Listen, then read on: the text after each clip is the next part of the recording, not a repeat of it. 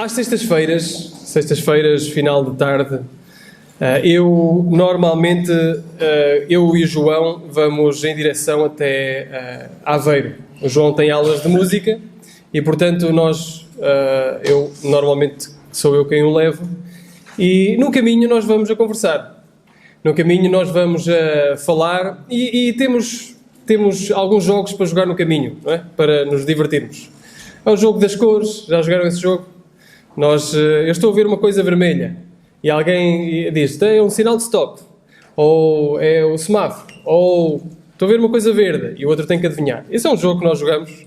Também jogamos o jogo do stop. Lembram-se do jogo do stop? Aquele jogo do e alguém dizia uma letra, stop, parava numa letra e depois temos de dizer nomes próprios, nomes comuns, essas coisas que nós fazíamos num papel, não é? Mas vamos fazendo mentalmente. Mas um jogo que nós gostamos de jogar também é o jogo das associações. Isto é, um diz um tema e o outro tem que lhe dizer a primeira palavra que vem à cabeça nesse tema. Não, imaginem só, Brasil, e o João respondia Rio de Janeiro, ou calor, ou praia, ou férias, não é? Então tem para nós, não é? Para nós são férias, calor e praia. Mas isto permite que nós pensemos rápido, digamos a primeira coisa que vem à cabeça, e isso expõe também o nosso coração. Então permite eu conhecê-lo melhor e ele conhecer melhor a mim, à medida que nós vamos trocando estas palavras. Às vezes jogamos em família, ainda ontem íamos a jogar no carro à família, então a ronda ia pelas pessoas todas do carro, aquelas que conseguiam naturalmente raciocinar rápido. Por exemplo, se eu disser amor e o meu filho responder família, eu fico a conhecer melhor o coração dele e perceber que ele associa amor à família. Não é? Então eu quero fazer um jogo convosco. Esse jogo. Pode ser? Vocês não têm que responder alto, está bem? Não têm que responder em voz alta. Mas aquilo que eu gostava de fazer não era tanto conhecer-vos a vocês, mas vocês conhecerem-se a vocês mesmos. Eu vou dizer uma palavra e vocês vão pensar ativamente e descobrir ou pensar ativamente numa só palavra, ou numa palavra, a primeira palavra que surgir na vossa cabeça para descrever o tema ou a palavra que eu vou dizer. Pode ser? Então, ativamente, não passivamente. Eu vou dizer uma palavra e vocês mentalmente pensam, ok, é isto. Primeira coisa que vos vem à cabeça. Estão prontos? A palavra é igreja. Ok? Há muita coisa que podem ter pensado, não é? Mas é que a primeira coisa que vos vem à cabeça quando pensam igreja. Pode ser um adjetivo. Bom ou mau, não é? A igreja é qualquer coisa. Acolhedora ou fria, ou é um adjetivo. Pode também ter sido algumas coisas que acontecem quando estamos na igreja. Pregação, música, algum ministério do qual fazem parte, e não tem problema de pensarem nisso também. E outros talvez tenham pensado em outras coisas. Ouvimos família. Eu espero me lembrar, no final da pregação, voltamos ao mesmo jogo. E o meu desejo é que depois daquilo que aqui está exposto, nós possamos ter um caminho, ou uma palavra, ou duas palavras que definam aquilo que é a igreja, baseados naquilo que nós aqui conhecemos. Então, o apóstolo Paulo, neste texto, ele nos revela e abre uma janela para aquilo que é o coração dele. Se bem se lembram, aquilo que nós falámos acerca deste texto, desta carta, é que é uma carta pessoal, é uma carta pastoral. O apóstolo Paulo, Silvano e Timóteo, como ele diz logo no início da carta, eles plantaram esta igreja e tiveram lá muito pouco tempo. 3 semanas estiveram lá. E durante esse tempo não deu para aprofundar raízes, não deu para aprofundar muito o relacionamento. E ele teve de fugir, foi perseguido, não só ele, mas também os que estavam com ele. Foram perseguidos, fugiram para Bereia e foram perseguidos em Bereia e fugiram para Atenas. E ir para Atenas revelou-se um problema para o apóstolo Paulo. Porquê? Porque Atenas era longe de Tessalónica. Não dava para voltar lá tão rápido assim. Tentou várias vezes voltar, mas não conseguiu. E não dava para comunicar como dá hoje, não é? Não dava para mandar um e-mail e instantaneamente a pessoa receber o e-mail e responder assim que pode. Não havia um grupo de WhatsApp. Imaginem o apóstolo Paulo a fazer um grupo de WhatsApp. Igrejas plantadas por Paulo, não é? E ele mandava, bom dia, irmãos. E os irmãos em Tessalónica, em Filipos e por aí adiante diziam, bom dia. Não havia isso. Não era fácil nós comunicarmos, ou eles comunicarem naquela altura. Então o apóstolo Paulo, com aquele problema em mãos, que era, há uma igreja para trás, eu não consigo comunicar com ela, a comunicação é lenta. E quando falamos de cartas, não pensem nos CTTs, por muito bons ou maus que eles funcionem. Não funcionava assim. Funcionava ainda de uma forma mais lenta. As cartas eram redigidas, eram entregues a alguém. Alguém tinha que ir entregar a carta pessoalmente. A cavalo. Cansava-se. Tinha que dormir, tinha que descansar para voltar a andar mais umas milhas, uns quilómetros, para chegar ao sítio. E procurar a pessoa, não era por morada. Procurar a pessoa para entregar a carta. Imaginem só. Não é? Imaginem a igreja em Tessalónica escreve alguma coisa para Paulo. Quem leva a carta vai até a Bereia, chega lá e diz, o apóstolo Paulo não está cá. Então vamos para Atenas. O apóstolo Paulo não está cá. Vamos para Corinto. Está aqui o apóstolo Paulo. Então toma a carta. Então as cartas não eram assim tão fáceis de entregar, as comunicações não eram assim tão fáceis de se fazer chegar. Portanto, era preciso esperar meses, às vezes, anos. E o que é que acontece? Um grande ponto de interrogação surge na cabeça de Paulo. Como é que eles estão? Como é que será que eles ficaram firmados na verdade? Será que eles estão a perseverar? Será que eles sobreviveram? Como é que eles estão? Será que ainda existem? Como é que está a fé deles? Se a multidão me perseguiu a mim, me expulsou da cidade, o que é que aconteceu com aqueles crentes que lá ficaram? Esta é a grande interrogação do apóstolo Paulo. Será que a igreja desistiu? Talvez eles tenham pensado, isto tudo é um engano, isto tudo é um embuste. E pensem, a tentação era grande. A tentação de dizer, vou esquecer isto foi estúpido, isto foi eu não pensei bem na decisão que tomei. A tentação era enorme. Alguém esteve lá durante 3 semanas e, baseado no que ele disse, eu reorganizei a minha vida.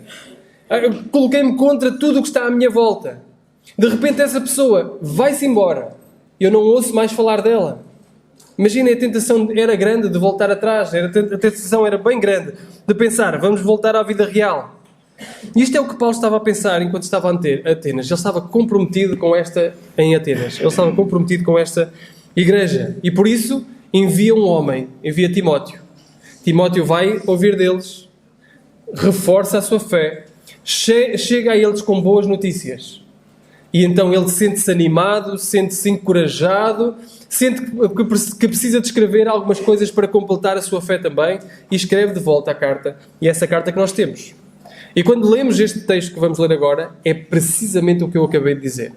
Esta jornada, este anseio por vê-los, este impedimento de os ver, este enviar Timóteo voltar. Por isso eu digo, é um abrir do coração do apóstolo Paulo. O apóstolo Paulo está a falar sobre o que lhe vai na mente. Se lembram do que falámos no domingo anterior, uma das coisas que falámos é que Paulo não procurava agradar a quem? A homens, mas a Deus. Deus era quem ele queria agradar. Nós poderíamos pensar, se é quem ele quer adorar, ou agradar, aliás, se ele quer agradar a Deus e não aos homens, isso deve ser um homem frio, um homem que não se importa com as pessoas que estão à volta. Mas ao lermos este texto vamos ver uma imagem completamente diferente. Ele junta as duas coisas. Então vamos ler 2:17 até 3:13. Diz-lhe assim a palavra do Senhor. Nós, porém, irmãos, embora estejamos por algum tempo longe da vossa vista, mas não do vosso coração, desejamos intensamente ver o vosso rosto. Por isso queríamos ir visitar-vos. Eu, Paulo, quis visitar-vos, não somente uma vez, mas 2. Contudo, Satanás nos impediu. Pois quando o Senhor Jesus voltar, quem será a nossa esperança, alegria e coroa de glória diante dele? Por acaso não sois vós? Na verdade, vós sois a nossa glória e a nossa alegria. Por isso, não podendo mais suportar a preocupação em relação a vós, achamos melhor ficar sozinhos em Atenas e enviámos Timóteo, nosso irmão e ministro de Deus no Evangelho de Cristo, para vos fortalecer e vos dar ânimo na fé. para que ninguém fraqueje diante dessas tribulações, porque bem sabeis, fomos destinados para isso. Pois, quando ainda estávamos convosco, já vos dizíamos que haveríamos de sofrer tribulações, como de facto aconteceu, como bem sabeis. Por essa razão, também não podendo esperar mais, procurei saber da vossa fé, pois tinha medo de que o tentador vos desencaminhasse e o nosso trabalho fosse inútil. Mas Timóteo acaba de regressar do vosso meio, trazendo boas notícias da vossa fé, do vosso amor, dizendo que sempre tendes afetuosa lembrança de nós e que desejai muito nos ver, assim como nós também a vós. Por isso, irmãos, a vossa fé nos conforta em toda a necessidade e tribulação, porque se estáis firmes no Senhor, nós agora vivemos. Pois quanta gratidão podemos expressar a Deus por vós, diante da grande satisfação com que nos alegramos por vossa causa diante do nosso Deus, rogando continuamente, noite e dia, para que possamos ver o vosso rosto e suprir o que falta à vossa fé. Que o próprio Deus, nosso Pai, e Jesus, nosso Senhor, preparem o nosso caminho até vós.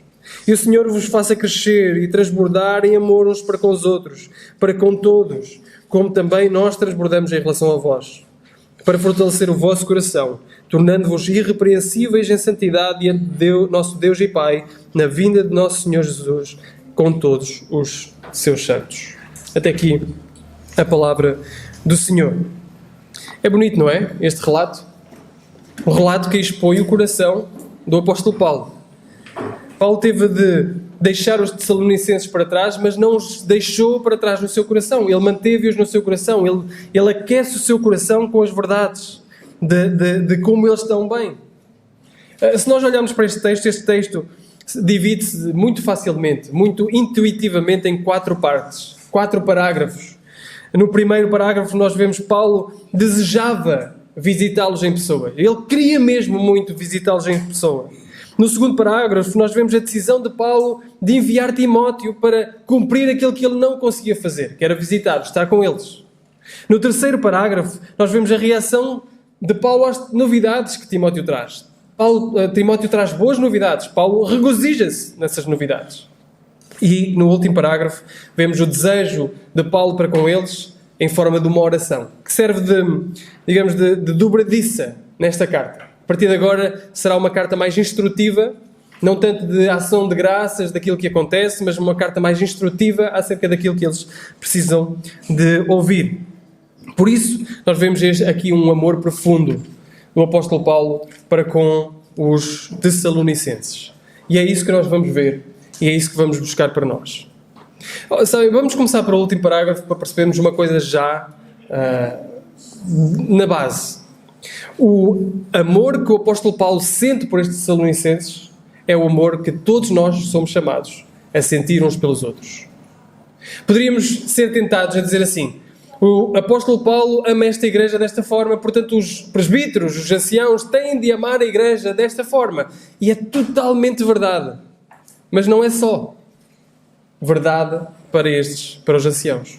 É para todos nós, é possível para todos nós, é desejável, é necessário que nós amemos uns aos outros desta forma que nós vamos ver. Vejam o que é que diz no final, na oração do apóstolo Paulo, a partir do versículo 12, ou 11, 12 e 13. Diz que o próprio Deus, nosso Pai, e Jesus, nosso Senhor, preparem o nosso caminho até vós. E o Senhor vos faça crescer e transbordar em amor uns para com os outros e para com todos, como também nós transbordamos em relação a vós. O que é que o apóstolo Paulo está a dizer aqui? Que o Senhor faça vos amar uns aos outros e a nós, da forma como nós vos amamos a vocês. Ou seja, da forma como eu expresso aqui o meu amor para com vocês, é a forma como vocês se têm que amar uns aos outros. Por isso nós começamos por dizer que isto é para nós todos. É óbvio, é para quem o Senhor levantou como presbíteros e anciãos da igreja? Claramente que é. Mas é mais que isso. É um dever de todos nós. Da forma como nós devemos nos amar uns aos outros, como Ele também transbordava de amor para com eles. E quando isso acontece, vemos no versículo 13, quando isso acontece, quando nos amamos uns aos outros desta forma, algo de maravilhoso acontece. Vejam o que diz no versículo 13. Para fortalecer o vosso coração, tornando-vos irrepreensíveis em santidade diante de Deus, do nosso Deus e Pai. Quando nós nos amamos uns aos outros da forma como nós vamos ver aqui, nós crescemos em santidade. Nós asseguramos o nosso coração para o dia do juízo, para o dia do Senhor Jesus Cristo. Nós crescemos em santidade, crescemos em edificação uns com os outros. Portanto, esta é a ideia principal do texto. Paulo amou a igreja desta forma e tu tens que amar a igreja desta forma. Paulo amou a igreja desta forma que vamos ver e tu e cada um de nós deve amar a igreja desta forma. E ao fazermos isso, nós crescemos em santidade, crescemos em edificação uns com os outros. Então, de que forma Paulo amou a igreja? É isso que vamos ver nos versículos antes desta oração. De que forma Paulo ama a igreja, que somos chamados nós a imitar esse amor? 3 coisas que nós vamos ver. O elo do amor, o alvo do amor e depois a expressão do amor. O elo do amor, no primeiro parágrafo, o alvo do amor, no segundo, e a expressão do amor, no terceiro parágrafo. Vamos ao elo do amor. Lemos no versículo 17, primeiro versículo que lemos há pouco. O versículo 17 nos diz assim. Estava na carta errada. Versículo 17. Nós, porém, irmãos, embora estejamos por algum tempo longe da vossa vista, algumas traduções dizem privados da vossa vista, outras dizem orfanados da vossa vista, ou orfanados de vós, estando privados ou longe da vossa vista, mas não do vosso coração, desejamos intensamente ver o vosso rosto. Em Colossenses 2, Paulo nos diz que nós fomos unidos em amor. Existe um elo de amor. Sabem, eu gostava, já não se faz há algum tempo, mas gostava muito da Feira das Velharias, ali no Silveiro. Alguém se lembra da Feira das Velharias, há alguns anos que se fazia? Gostava disso. E uma das coisas que eu gostava de ver na Feira das Velharias, que eu não sei se era possível, se repetíssemos a edição, acontecer isso hoje, eram as pessoas mais antigas a tecer ou a fazer esteiras. Sabem o que é que são esteiras de palha? Não é? Aquelas esteiras de palha. Eu não sei se isso seria possível hoje. Não sei se a arte passou para a geração atual. Se alguém saberia no Silveiro hoje fazer esteiras. Talvez. Mas uma das coisas que eu precisava ver era isso. Porquê? Porque não era só a exibição das esteiras, não eram só esteiras que estavam ali à mostra, mas era pessoas a fazer as esteiras. Sentadas, com palha ao lado, a entrelaçar a palha e de um lado e do outro, e a esteira era feita. E no final ficava algo forte, algo unido. O que o apóstolo Paulo está aqui a mostrar é que o coração dele estava entrelaçado com o coração dos Tessalonicenses. Havia um elo de ligação. Havia algo que os unia, que contava uma história bonita, que era a história da redenção. Ele está a dizer assim, eu queria muito estar convosco, embora estando longe da vista, o que é que ele diz? Está perto do coração. Longe da vista, mas perto do coração. Parece uma música de amor, não é? Que nós hoje ouvimos cantar. Mas o que o apóstolo Paulo está a falar é de uma realidade espiritual, profunda. Ele está unido a eles em espírito, que apesar de não os ver, não consegue tirar este elo. Há um elo forte entre eles. Aliás, o apóstolo Paulo usa uma palavra forte, que algumas traduções têm. Alguém tem a tradução orfanado? Não é? Orfanado. É que eu li diz longe da vista, outras têm privado. Mas outras traduções dizem orfanado, porque no original, no grego, é exatamente isso que está. A ideia que quer passar é que é quase que a separação. O longe da vista é quase uma separação que custa imenso. Como um filho que perde os seus pais, ou os pais que perdem o seu filho. É uma ligação tremenda, uma ligação forte. E eu não sei se já passaram por isso. Talvez tenham passado por isso. E percebam o quão difícil é estar longe de um filho que está em Coimbra. O quão difícil é estar longe de um filho que não conseguimos ver, que não conseguimos aceder. Sabem, quando o João nasceu, estou a usar exemplos do João, coitado. Mas quando o João nasceu, primeiro filho, a alegria de um primeiro filho. O João nasceu, creio que de noite, assim uma coisa, já nem me lembro bem. Madrugada, pronto, era de noite, madrugada. São 5, e ainda por cima estou a falar de primeiro.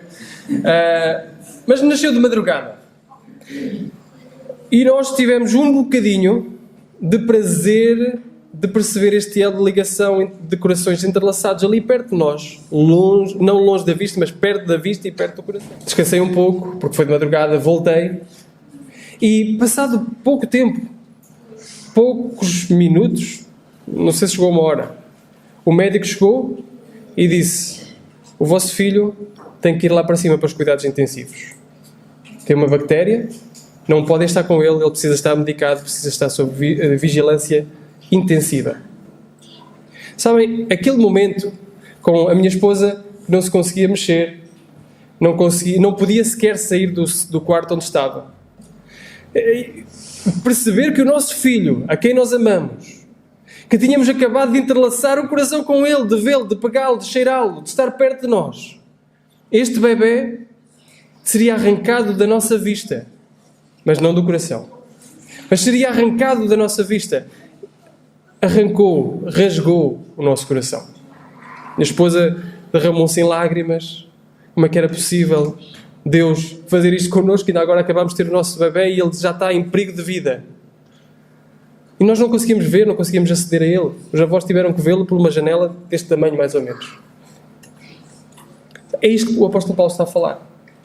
O apóstolo Paulo está a falar: há um elo profundo de ligação, de amor espiritual, que dói imenso não estar perto de vocês, mas ainda assim há um elo próximo, espiritual, de amor entre nós, porque não estão longe do nosso coração, Paulo diz. Nós queríamos ir visitar-vos, quisemos ir visitar-vos, fomos impedidos várias vezes de vos visitar, diz o versículo 18. Mas ele continua no versículo 19 e diz: olhem, há algo maravilhoso,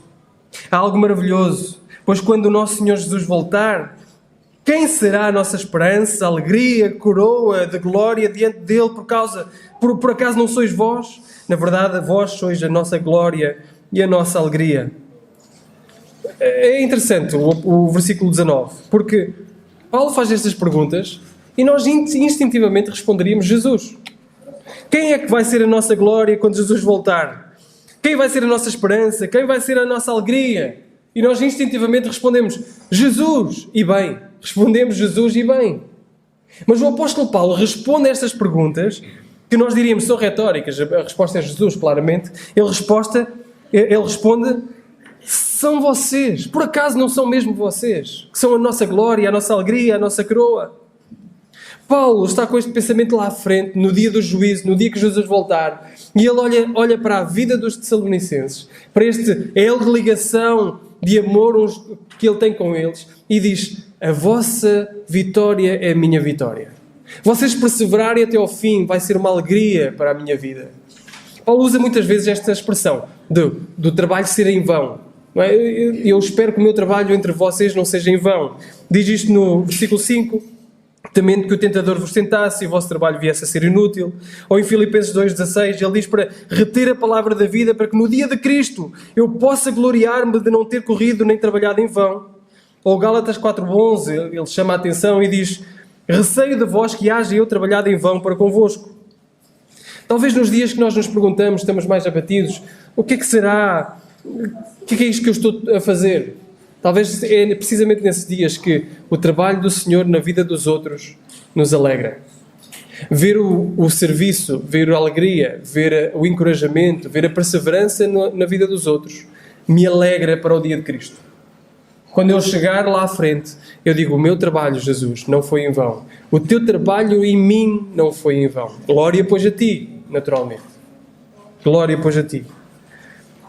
Esse Spurgeon tinha uma frase muito interessante quando pregou este texto. Ele disse o seguinte: eu vivo pela vossa alegria espiritual, eu sufoco com a vossa indiferença espiritual e eu morro asfixiado com a vossa miséria espiritual. Eu estou atado a vocês.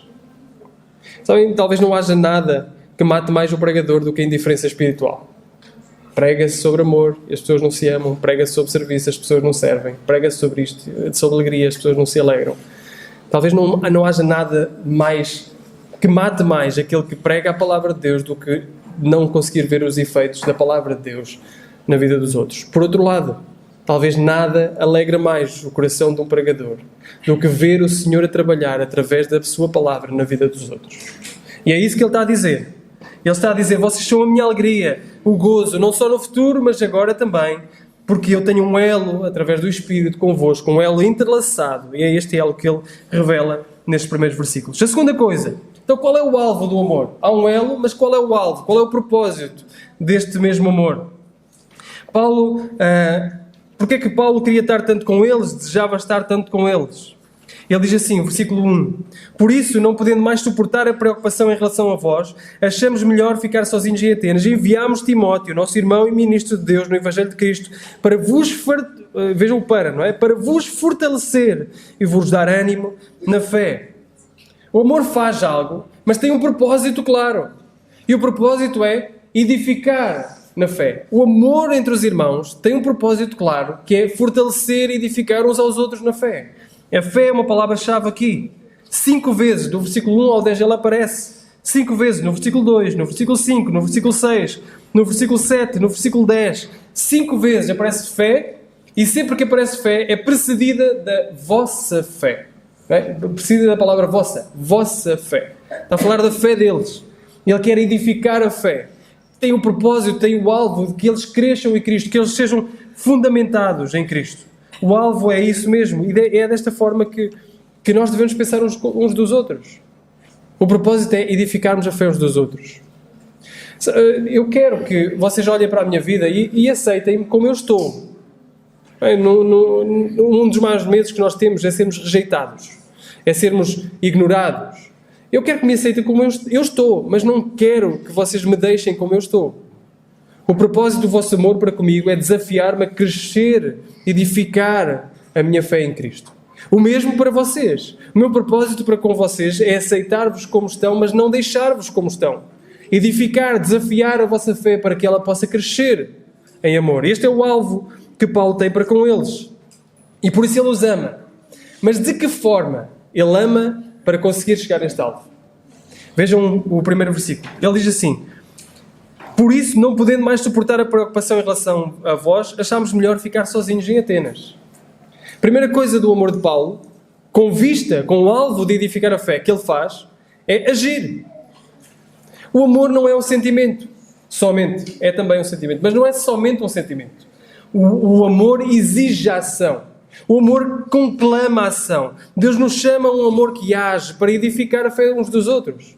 Exige fazermos alguma coisa em relação a isso. Mas este amor, diz o versículo 2, não é um amor banal. Diz o versículo 2, enviámos Timóteo, nosso irmão e ministro de Deus no Evangelho de Cristo, para vos fortalecer e dar ânimo na fé. Quem Paulo enviou para ir ter com eles? Timóteo. Timóteo era aquele querido dele, era o filho na fé dele, era o cooperador com ele, era aquele que auxiliava, aquele que o ajudava. São palavras de ânimo, são palavras carinhosas. Isto quer dizer que o amor age, mas exige sacrifício.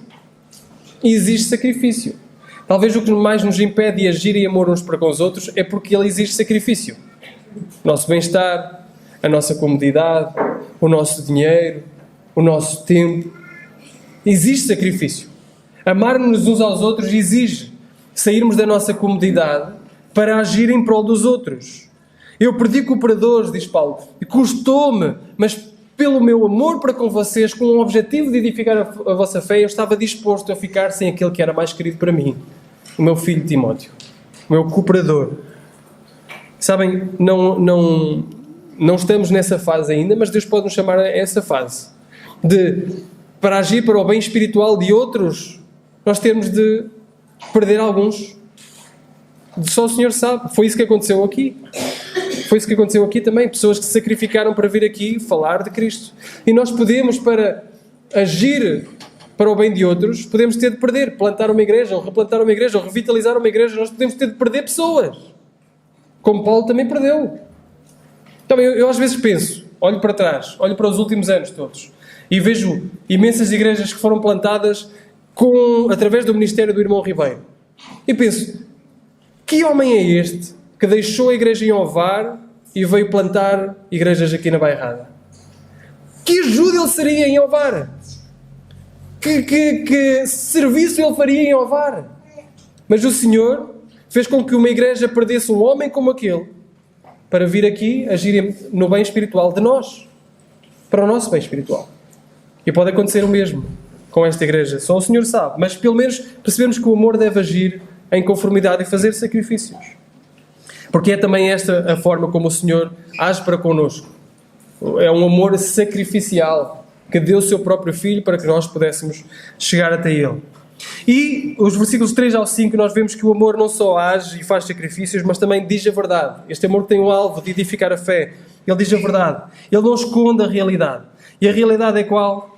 Vai haver tribulações. Diz o versículo 4, pois quando ainda estávamos convosco, nós predissemos que íamos ser afligidos, no que de facto aconteceu e é do vosso conhecimento. É um amor honesto acerca do que significa seguir Jesus. Nós sofremos tribulações, nós sofremos problemas, mas é não só porque vivemos num mundo caído, mas porque seguimos a Jesus. É isso que Jesus disse. Não é o servo maior do que o seu Senhor. Se me perseguiram a mim, vamos perseguir a vocês também.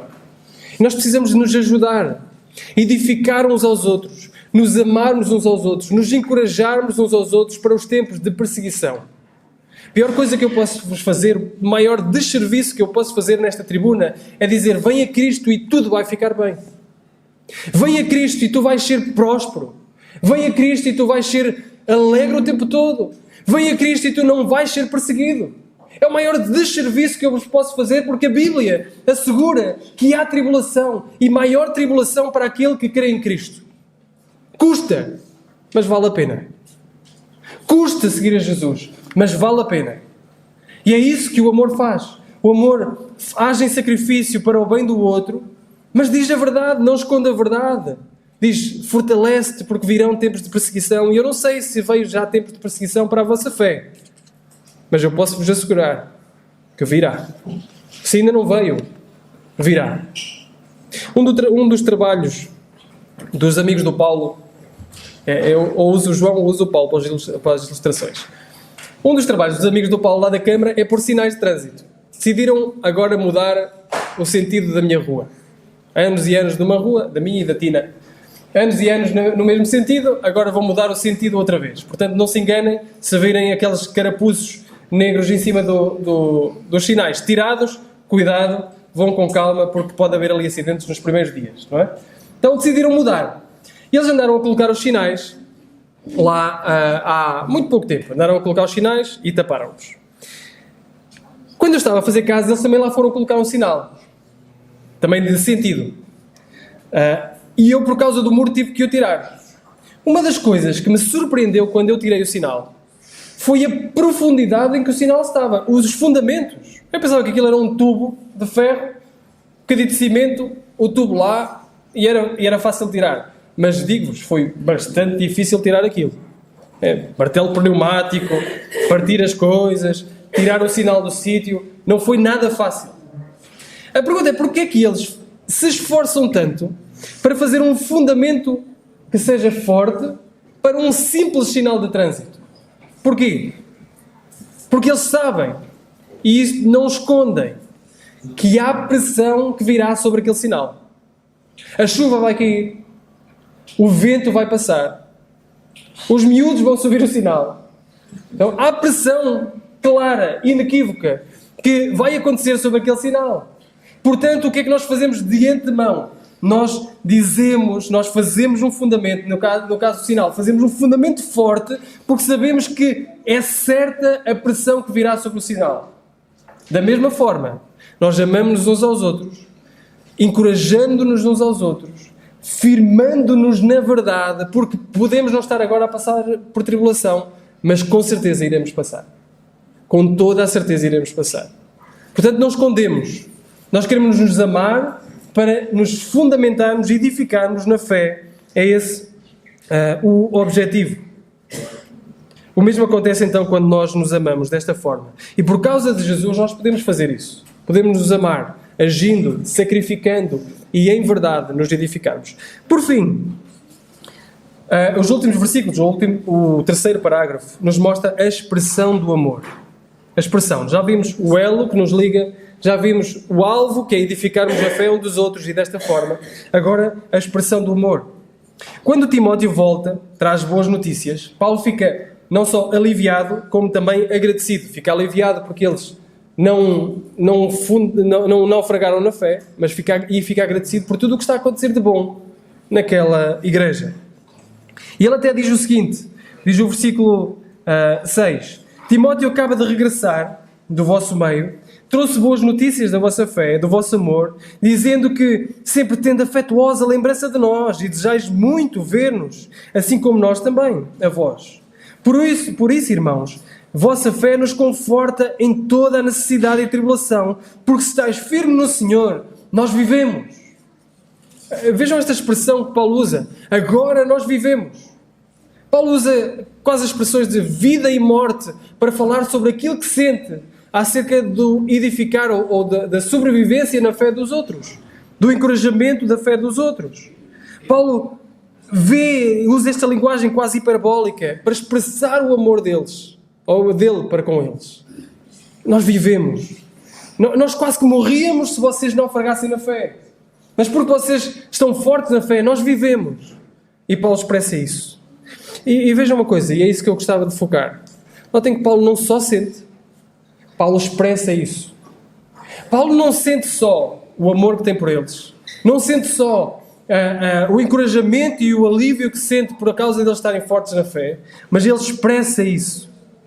E uma das coisas que eu noto, muitas vezes, na minha própria vida e até na igreja, é o quão pouco nós expressamos, o quão pouco nós falamos o que sentimos.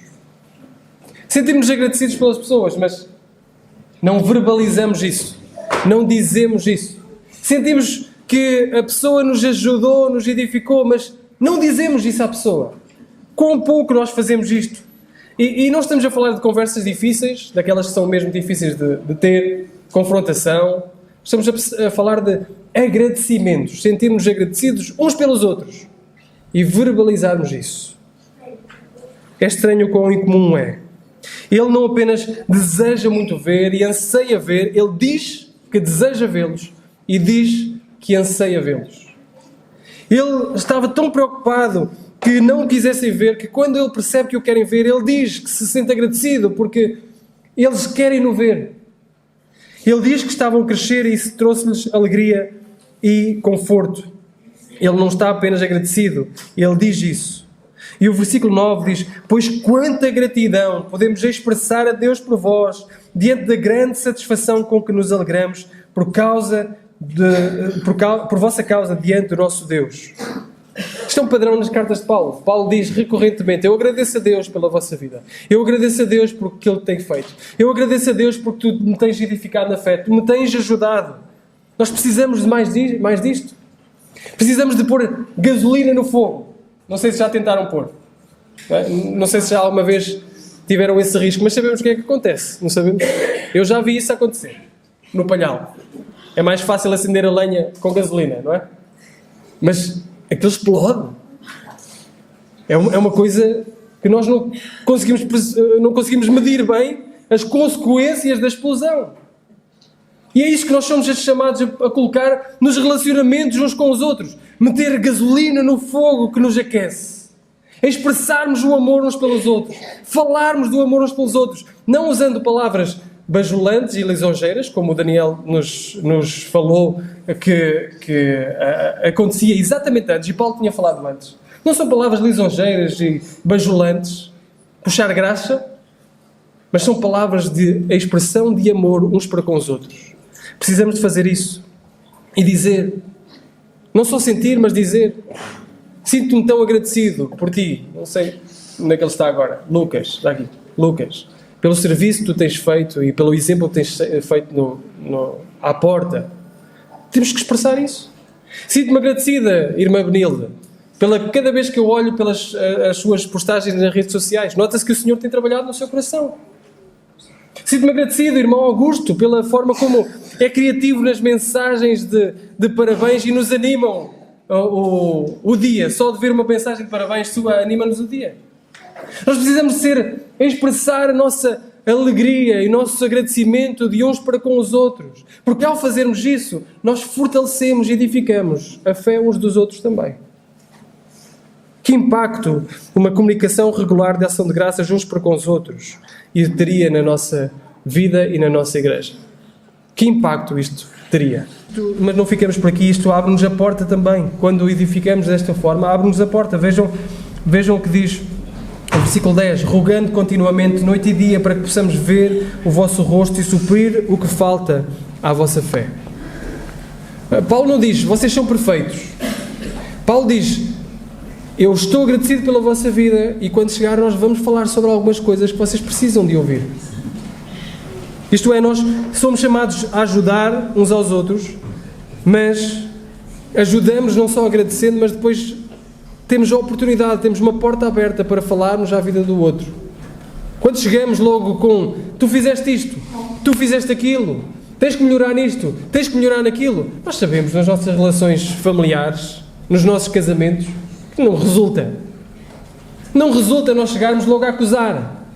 Nós precisamos, na mesma medida, ou se calhar ainda mais, estarmos agradecidos e falarmos sobre isso, sobre a forma como temos sido abençoados por eles.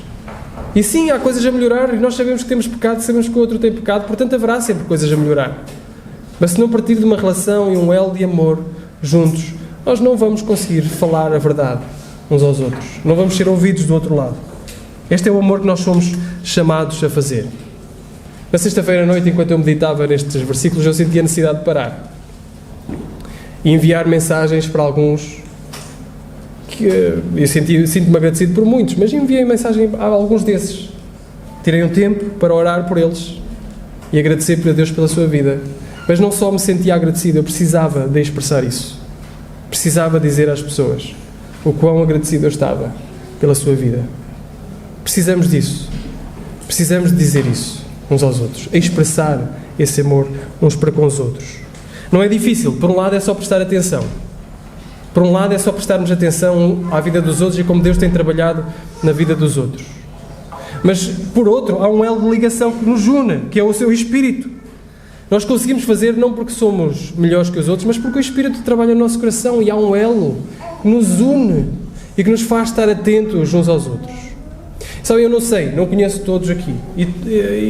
Todos no seu coração, no seu íntimo. Aliás, não conheço ninguém no seu íntimo, só o Senhor conhece. E tudo o que isto que estamos a falar aqui pode ser uma coisa bonita, mas não ser a realidade, na realidade do seu coração. Pede ao Senhor. Pede ao Senhor para transformar o teu coração e torná-lo mais sensível à obra de Deus nas suas vidas. E se tu ainda não tens este sentido de fazer parte, é natural que tu, até inconscientemente, queiras fazer parte. Tu foste criado por Deus. E o objetivo, esta imagem de Deus em nós, nos faz querer relacionar com o Pai, com Deus, e relacionar uns com os outros. E nós conseguimos fazer isso através de Deus. Só quem tem este elo, só quem é uma palha na esteira espiritual, pode estar agradecido uns pelos outros desta forma e amar desta forma que nós falamos. Queres ser amado e amar desta forma? Arrepende do teu pecado e crê em Jesus Cristo. É só isso. Porque o Espírito trabalhará, transformará o teu coração, pegará numa palha individual e entrelaçará essa palha na esteira espiritual, que é a igreja. Vamos fazer o jogo? Igreja. Eu espero que tenha vindo agora à vossa cabeça pessoas que eu sou chamado a amar, pessoas a quem eu sou chamado a me responsabilizar por elas, a expressar o amor que tenho por elas. Há um elo que nos une, e o alvo é edificarmos a fé daqueles que nos unem, ou daqueles a quem estamos unidos, e expressarmos esse amor uns para com os outros. Que o Senhor nos abençoe.